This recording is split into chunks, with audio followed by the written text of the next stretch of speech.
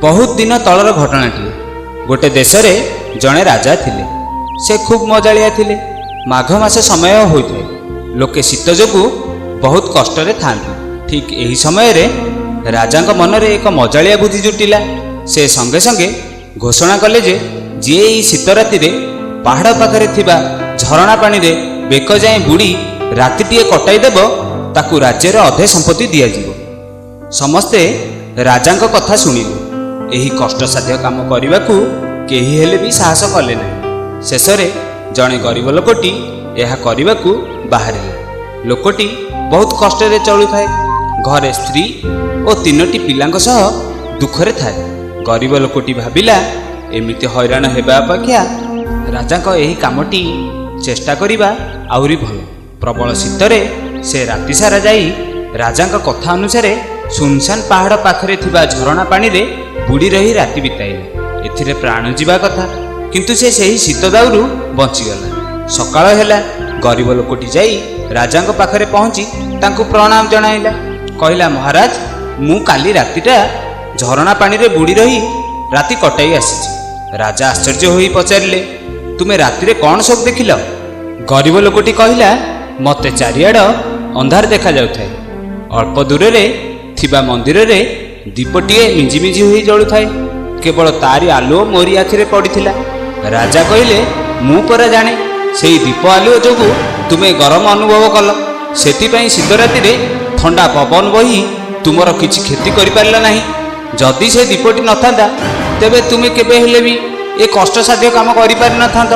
एणु तुमको पुरस्कार दिया जीव नाही। गरीब लोकटी राजांक ठारू एही अद्भुत विचार शुणी निराश होई गला। कारण बड़ लोकଙ୍କୁ उत्तर नाही। से भाबिथिला राजा ठीक न्याय करिवे।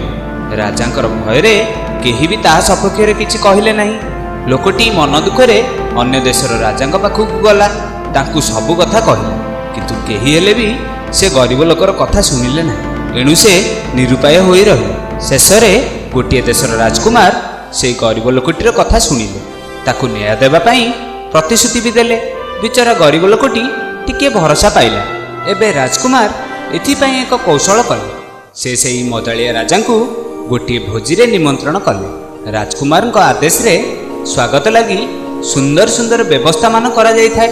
राजांकु नाना प्रकार खाद्य परसा गला किंतु पीवा लगी पानी तांको ठारू किछि दूर रे रखा जाई थाए। राजा खाई सारी पानी मागिले। ठीक यही समय रे राजकुमार पाखरे ठिया होइथांती। से कहिले पानी तो आपणक ठारू मात्र किछि दूर रे अछि। आपण कोन ताकू देखि शोष मारि पारु नाहंती? राजा कहिले पानी को देखि कोन शोष मारि हुए? राजकुमार संगे संगे कहिले गरीब लोकटी जदि राति सारा झरणा पानी रे ठिया होई दूररु दीपर आलुओ रे निजर देह को गरम अनुभव करि पारे तेबे राजा काहे कि दूर रे रखा जाइतबा पानी को देखि शोष मारि न पारिबे? राजा यार किछि उत्तर देई पारले नाही। लाजरे तांको मुंड तळकु नई गला। से निजर भूल बुझी पारिले।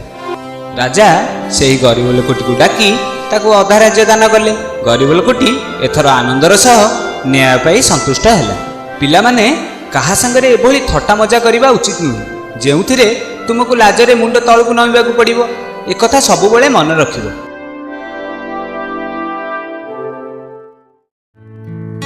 ए विषयटी तुम मानकु केमिति लागिला कमेंट बॉक्स रे निश्चय जणाइबो एवं ए भिडियोटी को शेयर और लाइक करिवो। हाँ शेष रे जदि सब्सक्राइब करिन ताले सब्सक्राइब करने को भूलिबनी। हाँ टिके घंटी चिन्हटी को दबाई दब जहा फल रे तुम मानकु मोर नुआ नुआ गप सब सहज रे मिल जिवो।